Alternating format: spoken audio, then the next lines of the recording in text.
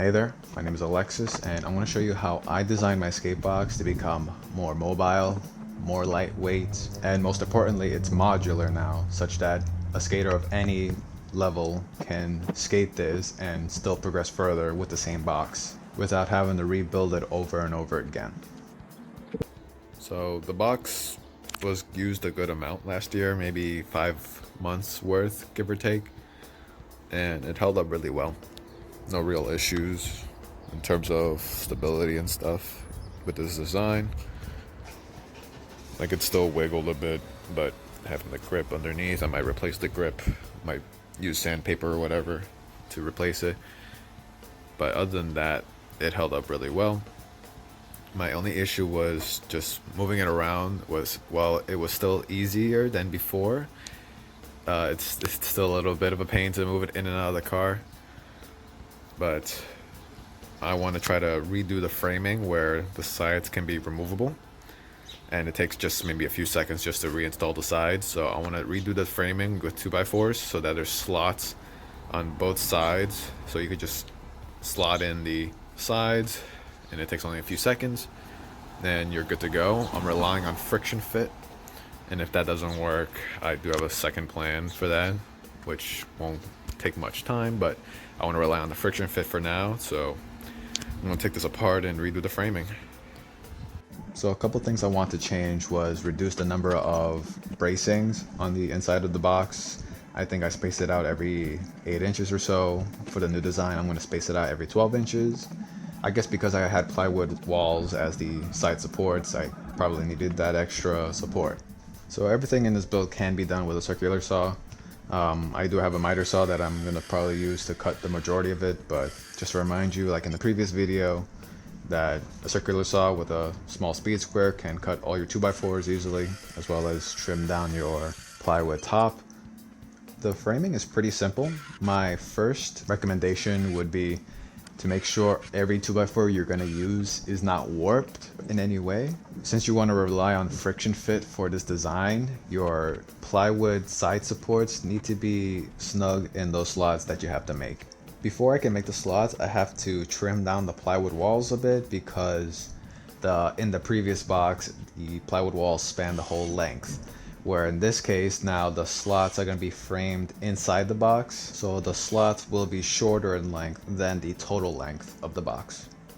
The second most important thing you need to do for this build is pre-drill every hole for the framing, because if you don't, a screw that doesn't have its own pre-drilled hole could and most likely will push the 2x4 it's screwing into out of alignment and will most likely create a gap on you. Also, when screwing into the slot pieces, I would clamp both slot components with the plywood installed, but just enough pressure to close any gaps. I wouldn't put any squeezing pressure on the 2x4s, just enough to close any gaps that the 2x4 creates, because 2x4s are not perfectly straight. Once the slots have been made, I had to take apart the slots to install the bracings. You could save time by doing the bracings first, but because I wanted to make sure the slots were perfectly fit for the plywood walls, I did the slots first rather than the bracings first.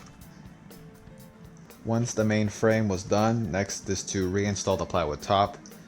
Because the final frame was a little bit narrower than before, I had to trim a bit of the plywood off before installing it. To make sure I get a good fit with the plywood top to the 2x4 framing, I used a clamp to hold one of the ends of the box together to make sure the edge of the plywood is flush with the edge of the 2x4 frame. Mostly on the side where the coping is going to go. I don't really care if it's not perfectly flush on the other side, just in case I didn't make a perfect cut with my circular saw. So my hope was that the slots that I made for the top of the box was enough to securely hold the plywood walls and won't need any more additional support.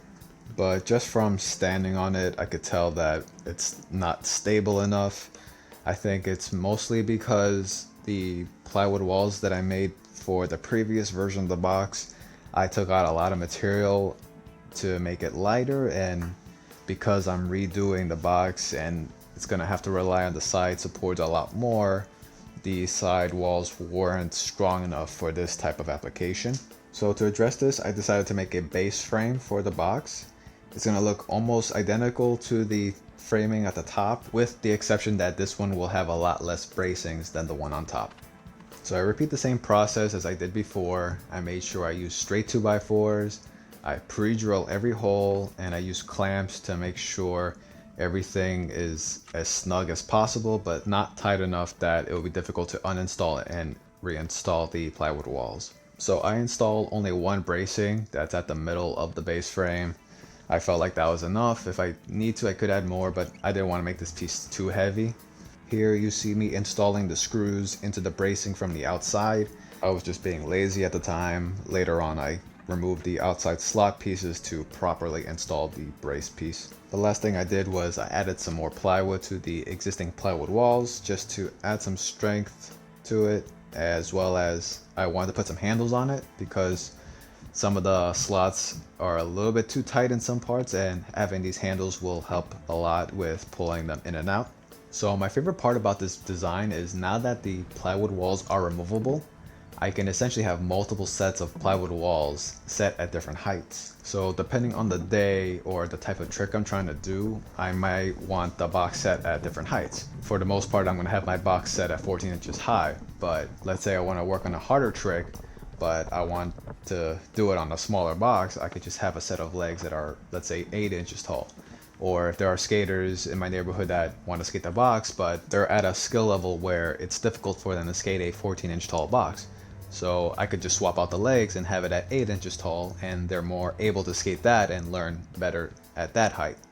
So I hope this video was useful to at least one of you guys out there that, you know, they're in a situation where because of the pandemic going on, the parks are closed and such, and even if the parks are open, you may be hesitant to go because, you know, you want to minimize your interaction in large groups. So, you know, now's a good time to, you know, consider making a box for yourself, or, you know, for some of the local skaters in your community like I do. So thanks for watching. Hope you liked the video. If you have any questions or comments, let me know down below. And thanks again, and take care, and enjoy some of the skating and the end of this video.